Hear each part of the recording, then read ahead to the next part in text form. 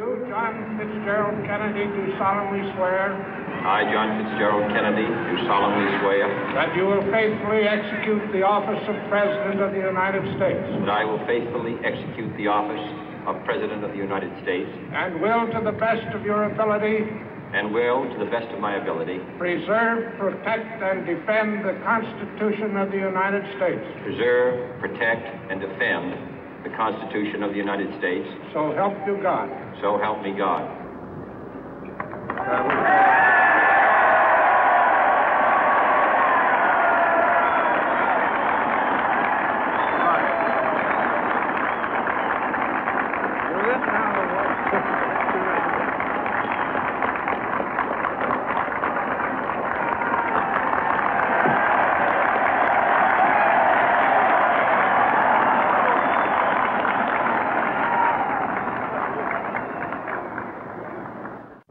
Vice President Johnson, Mr. Speaker, Mr. Chief Justice, President Eisenhower, Vice President Nixon, President Truman, Reverend clergy, fellow citizens.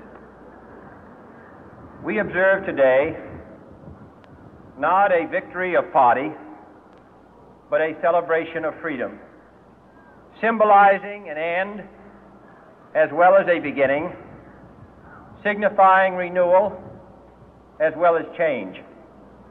For I have sworn before you and Almighty God the same solemn oath our forebears prescribed nearly a century and 3/4 ago. The world is very different now, for man holds in his mortal hands the power to abolish all forms of human poverty and all forms of human life. And yet the same revolutionary beliefs for which our forebears fought are still at issue around the globe. The belief that the rights of man come not from the generosity of the state, but from the hand of God.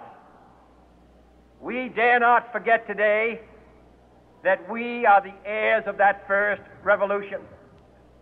Let the word go forth from this time and place to friend and foe alike that the torch has been passed to a new generation of Americans born in this century, tempered by war, disciplined by a hard and bitter peace, proud of our ancient heritage, and unwilling to witness or permit the slow undoing of those human rights to which this nation has always been committed and to which we are committed today at home and around the world.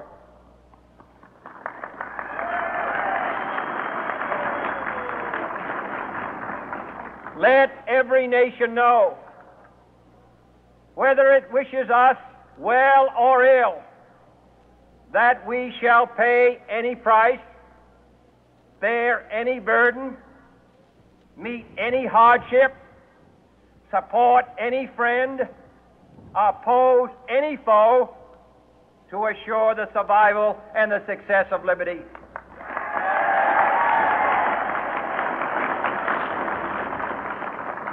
This much we pledge and more.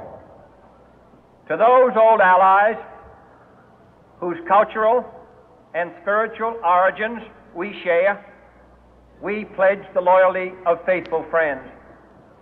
United, there is little we cannot do in a host of cooperative ventures.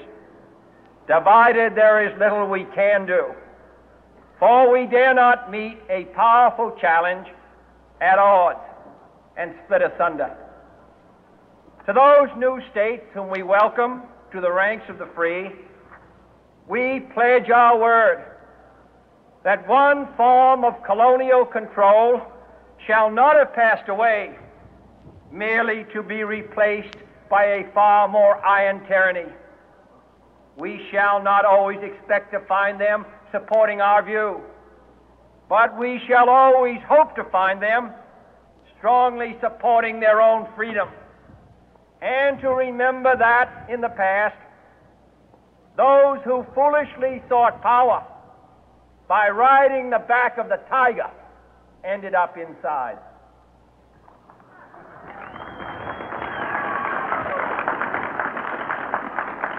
To those people in the huts and villages of half the globe struggling to break the bonds of mass misery, we pledge our best efforts to help them help themselves for whatever period is required, not because the communists may be doing it, not because we seek their votes, but because it is right.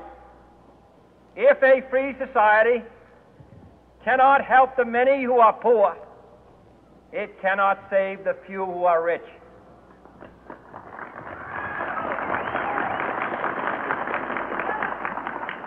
To our sister republics south of our border, we offer a special pledge to convert our good words into good deeds, in a new alliance for progress, to assist free men and free governments in casting off the chains of poverty.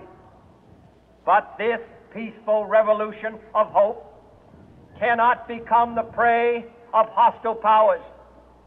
Let all our neighbors know that we shall join with them to oppose aggression or subversion anywhere in the Americas. And let every other power know that this hemisphere intends to remain the master of its own house.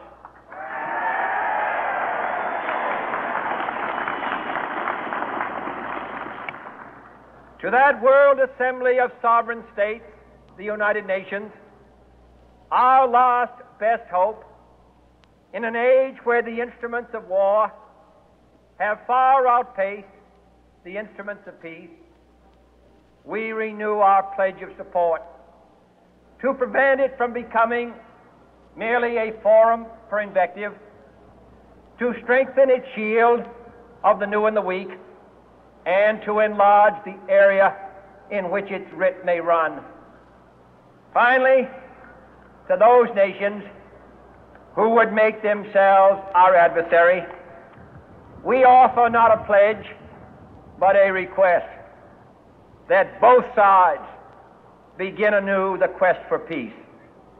Before the dark powers of destruction, unleashed by science, engulf all humanity in planned or accidental self-destruction, we dare not tempt them with weakness, for only when our arms are sufficient beyond doubt can we be certain beyond doubt that they will never be employed. But neither can two great and powerful groups of nations take comfort from our present course, both sides overburdened by the cost of modern weapons, both rightly alarmed by the steady spread of the deadly atom, yet both racing to alter that uncertain balance of terror that stays the hand of mankind's final war. So let us begin anew, remembering on both sides that civility is not a sign of weakness, and sincerity is always subject to proof. Let us never negotiate out of fear, but let us never fear to negotiate.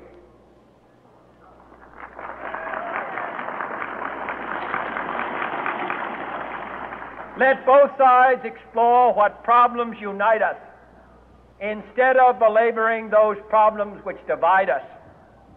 Let both sides, for the first time, formulate serious and precise proposals for the inspection and control of arms, and bring the absolute power to destroy other nations under the absolute control of all nations.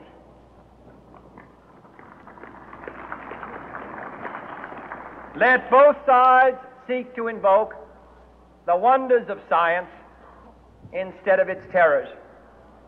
Together, let us explore the stars, conquer the deserts, eradicate disease, tap the ocean depths, and encourage the arts and commerce. Let both sides unite to heed in all corners of the earth the command of Isaiah to undo the heavy burden and let the oppressed go free. And if a beachhead of cooperation